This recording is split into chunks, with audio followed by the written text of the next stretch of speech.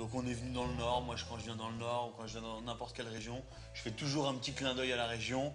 Le petit clin d'œil aujourd'hui, c'est le spéculoos, la vergeoise, avec la poire, tu vas voir, c'est magnifique. Donc tu vas faire toi-même le spéculoos? On va faire un spéculoos, nous-mêmes. Dans le bol d'un robot, on va mettre du beurre, muscovado et vergeoise brune sur le beurre. Donc on va déjà les travailler dans le beurre. Muscovado, c'est un sucre un peu... En fait, c'est comme la vergeoise, mais c'est le sucre de canne. La vergeoise, c'est la betterave. Dans le Nord, vous en avez pas mal, donc c'est pour ça. Voilà.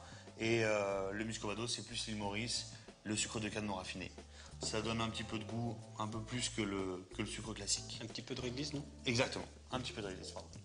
Donc ça, on va le mettre au mélangeur et on va le mélanger en petite vitesse pour que le sucre soit intégré dans le beurre. Là-dessus, on va mettre un jaune d'œuf.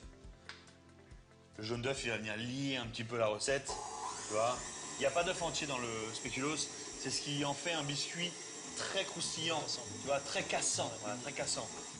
Et une fois que l'œuf est intégré, alors après c'est très simple, hein, il n'y a pas plus simple que le spéculoos.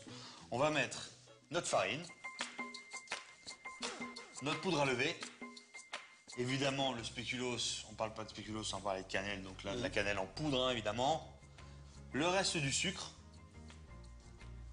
Il y a toujours une petite pincée de sel dans tous les biscuits. Et là, le lait. Là, on va remettre en vitesse et on va faire sabler, ce qu'on appelle sabler. Ça va se faire tout seul avec le robot, tu vois. Donc voilà. Regarde, David. Tu vois, on a une pâte. On fait une belle boule de ça. On va l'étaler entre deux feuilles.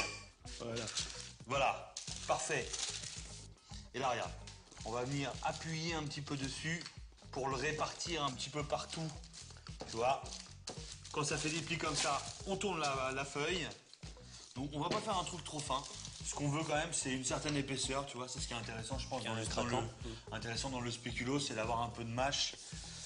Donc là, c'est bien étalé. On va la mettre comme ça, au frigo. Et on va la faire prendre à peu près 10 minutes, histoire que ça durcisse.